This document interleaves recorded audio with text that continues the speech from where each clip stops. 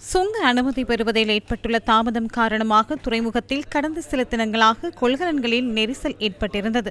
இந்த நெரிசலுக்கு மத்தியில் ஒரு தொகுதி கொள்கலன்கள் துறைமுகத்திலிருந்து விடுவிக்கப்பட்டதாக சுங்க அதிகாரிகளின் ஒன்றியம் முதலில் வெளிக்கொணர்ந்தது. சுங்க பணிப்பாளர் நாயகத்தின் அறிவுரையின் பேரில் மேலதிக சுங்க பணிப்பாளர் மற்றும் மேலதிக சுங்க பணிப்பாளர் நாயகமும் சுங்க பணிப்பாளர் சிரேஷ்ட பிரதி சுங்க பணிப்பாளர் ஆகியோரும் இணைந்து சோதனைக்காக வைக்கப்பட்டிருந்த சுமார் 323 கொள்கலன்களை சோதனையின்றி விடுவித்துள்ளனர். உயர் நிர்வாகம் எந்த ஒரு பரிசோதனையுமின்றி விடுவித்துள்ளது. இந்த 322 கொள்கலன்களில் பெரும்பாலான கொள்கலன்கள் ரெட் அடையாளமிடப்பட்ட கொள்கலன்கள் ஆகும். ரெட் என அடையாளப்படுத்தப்பட்டிருந்த கொள்கலன்கள் கடுமையான சுங்க பரிசோதனைக்கு உட்படுத்தப்பட வேண்டியவை என எமது கணனி கட்டமைப்பு ஊடாக கண்டறியப்படுகின்ற கொள்கலன்களாகும். இத்தகைய பொருட்களை வெளியில் விடுவிப்பதற்காக சட்டப்பூர்வ அதிகாரம் யாருக்கு இருக்கிறது?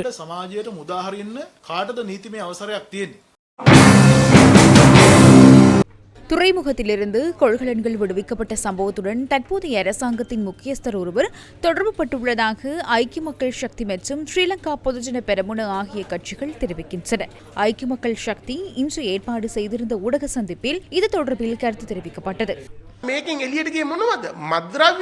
இதிலிருந்து என்ன வெளியே சென்றது? மருந்தா அல்லது ஆயுதங்களா அல்லது சட்டவிரோதமான பொருட்களா அல்லது அதிசொகுசு பொருட்களா என்பது தொடர்பில் சந்தேகம் ஏற்பட்டுள்ளது. எவ்வாறான பொருட்கள் வெளியே சென்றுள்ளன? இவற்றை யார் இறக்குமதி செய்தது? வெளியே அனுப்பப்பட்டுள்ள 323 கொள்கலன்களில் சிலவற்றில் தண்டப்பணம் அறவிடப்பட்டுள்ளதாக அறிய கிடைக்கின்றது. அதற்கிடையில் இவை தொடர்பில் மேல் மாகாண ஆளுநரின் பெயரை பயன்படுத்தி ஃபேஸ்புக்கில் வேறு சில சமூக ஊடகங்களிலும் கருத்துக்கள் தெரிவிக்கப்பட்டன. அவர் ஒழுக்கமாக ஆளுநர் கதிரையில் அமர்ந்திருக்கிறார் என்றால் அந்த கொள்கலன்களில் தமக்கு சொந்தமான பொருட்கள் வெளியே அனுப்பப்படவில்லை என்பது அவர் ஊடகங்களுக்கு முன்பாக வந்து கூற வேண்டும். என்னுடைய பொருட்கள் வெளியே கொண்டு செல்லப்படவில்லை, எனவே எனக்கும் அதற்கும் தொடர்பு இல்லை என அவர் கூற வேண்டும். அனுரகுமார திசாநாயக்க நியமித்த ஆளுநருக்கு எதிராகவே இந்த குற்றச்சாட்டு முன்வைக்கப்பட்டுள்ளது. இந்த கொள்கலன் தொடர்பில் முழு நாடும் அறிந்துள்ளது. கொள்கலன் விடுவிக்கப்பட்டு இன்றுடன் 12 நாட்களாகியுள்ளன.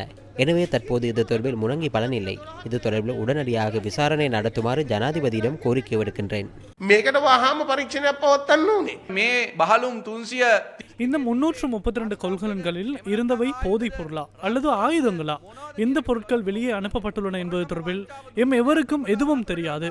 திருட்டு மற்றும் ஊழல் மோசடியை நிறுத்துவதற்காக வருகை தந்த அரசாங்கம் தற்போது அதற்கு இடம் வழங்கி செயற்படுகிறது. எனவே அரசாங்கம் தோல்வியடைந்துள்ளது, திசை காட்டி நீர்த்து போயுள்ளது.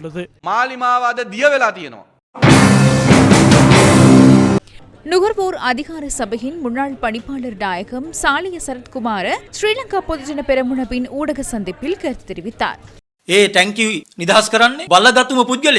அந்த கொள்கலன்கள் மேல் மாகாணத்தில் உள்ள அதிகாரம் பொருந்திய ஒருவருக்கு விடுவிக்கப்பட்டுள்ளன. அனுரகுமார திசாநாயக்கவுக்கு ஆதரவாக மேல் மாகாணத்தில் செயற்படும் ஒருவருக்கே அந்த கொள்கலன்கள் விடுவிக்கப்பட்டுள்ளன. அந்த நபரின் பெயரிலேயே அந்த கொள்கலன்கள் விடுவிக்கப்படுகின்றன. எனவே இது பாரியதொரு ஊழல் என நாம் கூறுகின்றோம். எனவே இது தொடர்பில் நிதி குற்ற விசாரணை பிரிவில் முறைப்பாடு செய்ய உள்ளோம். முறையான விசாரணையை நடத்துமாறு அரசாங்கத்திடம் கோரிக்கை விடுக்கின்றோம்.